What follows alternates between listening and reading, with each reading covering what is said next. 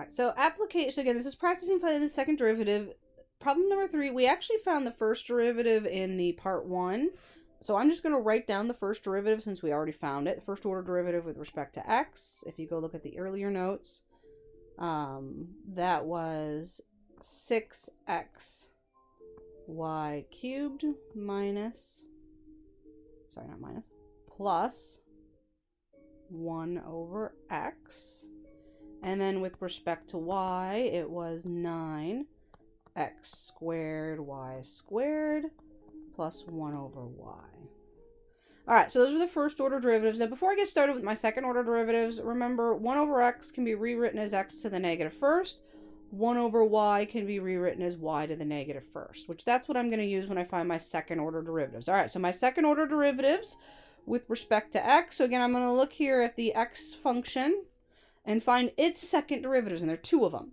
So the second derivative of x with respect to x again. So the derivative part's the x part, so the 6x.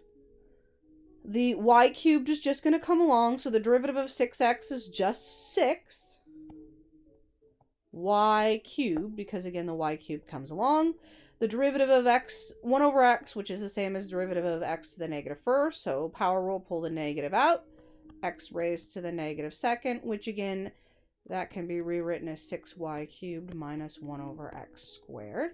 All right, so there's the second derivative with respect to x. Now, still looking at the derivative with respect to x. Now, take its derivative with respect to x with respect to y. So, still looking at that first derivative. But now, taking the derivative of the y part. So, the 6x is going to come along. The derivative of y cubed is 3y squared. There's no y part in the 1 over x, so that just zeroes away.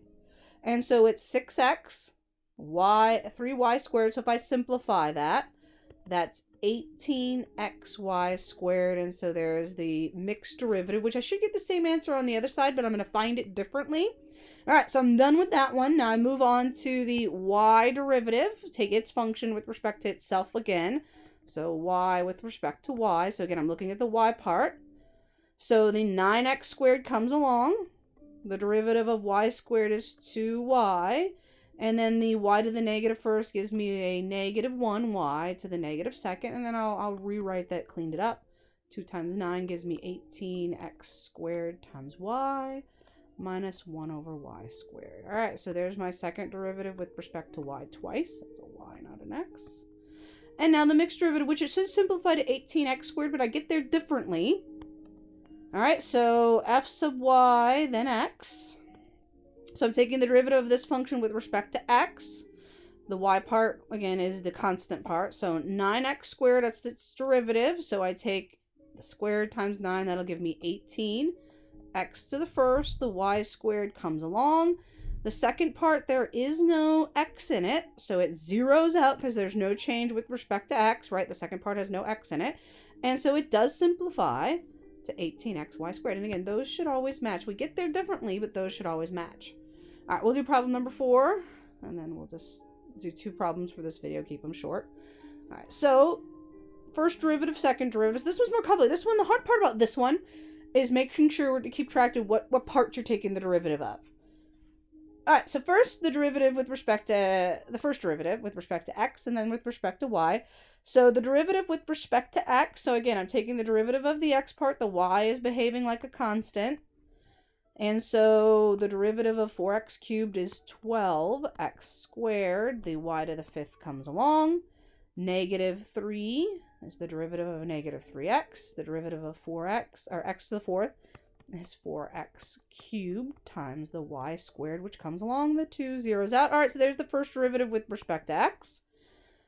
Now with respect to y, f sub y. So now I'm looking at the y parts.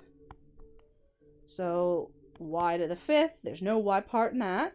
So I'm only taking the derivative of 2 parts. So the first function, well, y to the 5th is what I'm taking the derivative of. So it would be 5. So my 4x cubed comes along. Y to the 5th gives me 5y to the 4th. There's none there, so that zeroes out, just like the constant 2 zeroes out. So the next one I take the derivative of is y squared, so it's plus x to the 4th times 2y to the 1st. And again, we'll clean that up down here. So we get 20x cubed y to the 4th plus 2x to the 4th y. All right, and so that's this first derivative with respect to each variable. All right, now you just take 2 more derivatives for each of those functions. So again, we'll start with the x.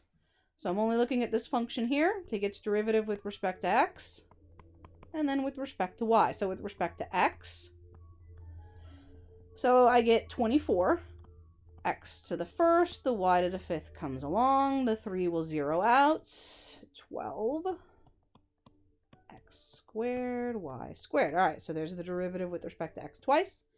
Now the mixed derivative, x then y. So I'm taking the derivative of the y parts now. So the y part. So the 12x squared comes along. Derivative of x to the 5th gives me 5y to the 4th. The 3 still zeroes out. Don't really want to cross it out though. And so the next one, the 4x cubed comes along. Y squared gives me the derivative of y squared, which is 2y. And then I clean that up.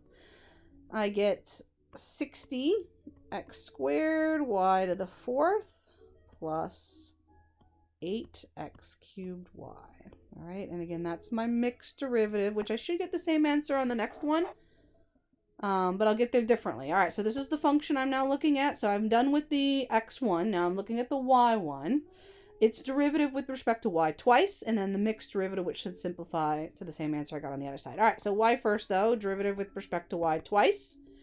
So again, with respect to y, the 20x cubed comes along. The derivative of y to the 4th gives me 4y cubed. The next one, 2x to the 4th comes along. The derivative of y is just 1, so that simplifies to 80 x cubed y cubed plus 2x to the 4th. All right, now the mixed one, f of yx,